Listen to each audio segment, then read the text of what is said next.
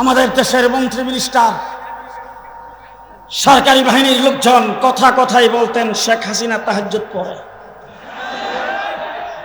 তিনি নাকি সকালবেলা কোরআন শরীফ তেলাওয়াত না করে কোনো কাজ করেন না। আমি একটা জিনিস চিন্তা করে বুঝে পাই না, ইসলামের জন্য শেখ হাসিনার দরদটা হবে কেন?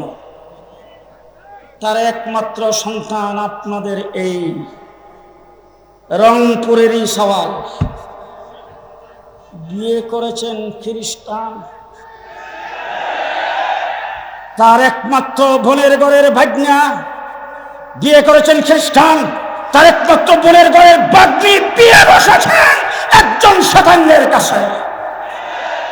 ওলামায়ে কেরাম এখানে আছে, যদি কোনো হিন্দু বুদ্ধ খ্রিস্টানের কাছে কেউ বিয়ে বসে, এটা কি বিয়ে হয় না ভাড়া দেওয়া হয়? কথা আসতে বলেন কেন? শেখ হাসিনা কি জন্য ইসলামের জন্য দরদ হবে? আজকে শেখ হাসিনার ভাগ্নি লন্ডনের এমপি, সেখানে তিনি আশ্রয় চেয়েছেন, লন্ডন থেকে পরিষ্কার তাকে নিষেধ করে দেওয়া হয়েছে। শেখ হাসিনার ছেলের বউ আমেরিকান নাগরিক আশ্রয় চেয়েছেন, সেখান থেকে প্রত্যাখ্যান করেছে। ইউরোপের 23টা রাষ্ট্রে আশ্রয় চেয়েছে, সেখান থেকে প্রত্যাহার করেছেন। চীনে আশ্রয় চেয়েছে, সেখান থেকে প্রত্যাহার করেছে। কানাডায় আশ্রয় চেয়েছে, সেখান থেকে প্রত্যাহার করেছে। অস্ট্রেলিয়া থেকে প্রত্যাহার হয়েছে। পৃথিবীর কোন রাষ্ট্র তাকে জায়গা দেয় নাই। ভারতের মোদি তুমি কিভাবে জায়গা দিলা? এর দ্বারা বোঝা গেল 15 বছর যে সন্ত্রাস করেছেন তার সাথে তুমিও জড়িত। যদি তুমি জড়িত না হয়ে থাকো, তুমি যদি বাংলার মানুষের দরদি হয়ে থাকো, এই দেশের বন্ধু রাষ্ট্র হয়ে থাকো, তাইলে পরিষ্কার ভাষায় বলবো, শেখ হাসিনাকে ভারত থেকে বের করে দাও। শেখ হাসিনাকে ভারত থেকে প্রত্যাহার করো। তাকে স্থান দেওয়া যাবে না। যদি তাকে স্থান দিয়ে রাখো, তার দলবল নিয়ে সেখান থেকে যদি বাংলাদেশের বিরুদ্ধে পানি সরতে থাকে, ষড়যন্ত্র করতে থাকে, পরিষ্কার ভাষায় বলতে চাই, প্রয়োজনে বাংলাদেশের দূতাবাস বন্ধ করে দেওয়া হবে। ভারতের দূতাবাস বন্ধ করে দেওয়া হবে।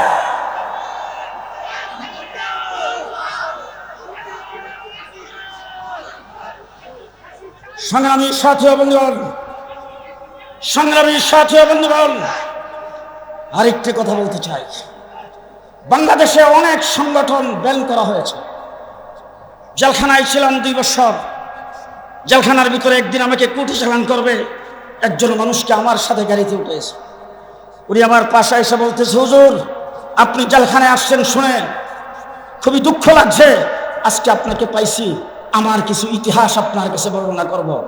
কাশিমপুর কারাগার থেকে নিয়ে তিনি ঢাকা কেন্দ্রীয় সেই কোর্ট পর্যন্ত আমার কাছে ইতিহাস বর্ণনা করেছেন।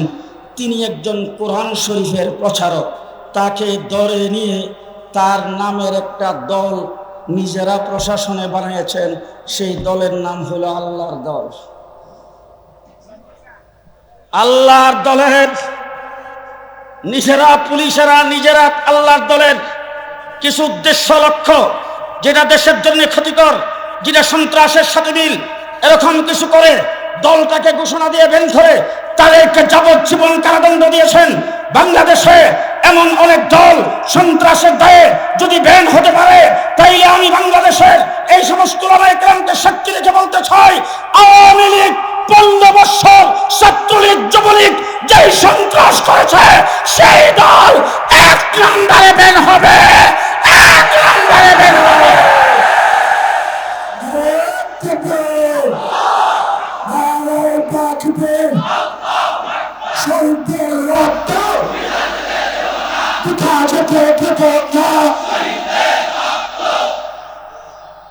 সন্ত্রাস সংগ্রামী সাথী ও বন্ধুগণ, 2021 সালে নয়, গোটা 15 বছর আমরা যখন ফোনে কথা বলতাম, আমাদের ফোনের মধ্যে আড়ি পাতা ছিল। কোথায় কথা বলেছি, কার সঙ্গে কথা বলেছি, সব তাদের কাছে রেকর্ড। সেই শেখ হাসিনা বিদায় হয়েছে, প্রযুক্তি কি বিদায় হয়েছে? প্রযুক্তি বিদায় হয়েছে। তাহলে বর্তমান অন্তর্বর্তীকালীন সরকারকে বলবো, যদি আগের সেই প্রযুক্তি থাকে, সেই প্রযুক্তির মাধ্যমে চিরুনি অপারেশন করে আওয়ামী লীগ যেমন বলেছিল মাটির নিচ থেকে হলেও তাদেরকে ধরতে হবে, আজকে শাসকদেরকে মাটির নিচ থেকে বের করে দিতে হবে। শেষ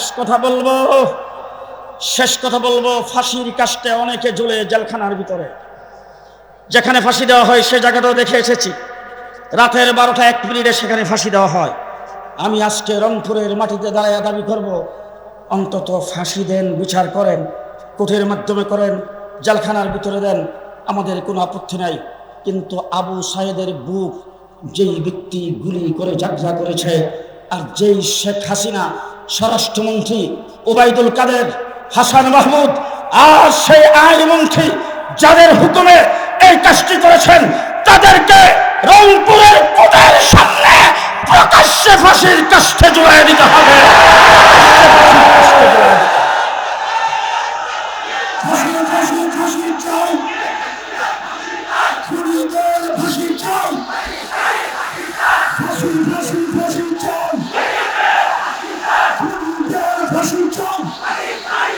সালামী সাথী বন্ধুগণ, বাংলাদেশের একটি রাজনৈতিক দলের বক্তব্যের 2টি শব্দ আমার দৃষ্টিগোচর হয়েছে। আমি 2টি শব্দের ব্যাপারে কিছু না বলে পারছি না। একটি রাজনৈতিক দল, নাম বলবো না, ওই রাজনৈতিক দলের প্রধান তিনি বক্তৃতায় বলেছেন আওয়ামী লীগকে মাফ করে দিতে হবে। 2 নম্বরে তিনি বলেছেন ভারতের সঙ্গে সুসম্পর্ক রাখতে হবে, তারা দুঃখ পায়, নারাজ হয়, এমন কাজ করা যাবে না। পরিষ্কার ভাষায় বলতে চাই, আপনার বক্তব্য আপনি প্রত্যাহার করুন। পরিষ্কার ভাষায় বলতে চাই, বাংলাদেশে আওয়ামী লীগের কেউ মাপ পাবে না। আজকে জিজ্ঞেস করতে চাই, আওয়ামী লীগ কি আপনাদের এখানে আছে? জি, 2024-এর 5ই আগস্টের পরে আমি তুলা রাশি দিয়া, বাড়ি সালাম দিয়া কাউকে পাই নাই। জেলখানার ভিতরে বলেছিলাম, জেলখানার ভিতরে যারা আমার সাথে অ্যারেস্ট হয়েছিল তাদেরকে বলেছিলাম এমন একদিন আসবে দাদা আওয়ামী লীগ করত, নাতি লজ্জাই বলবে না।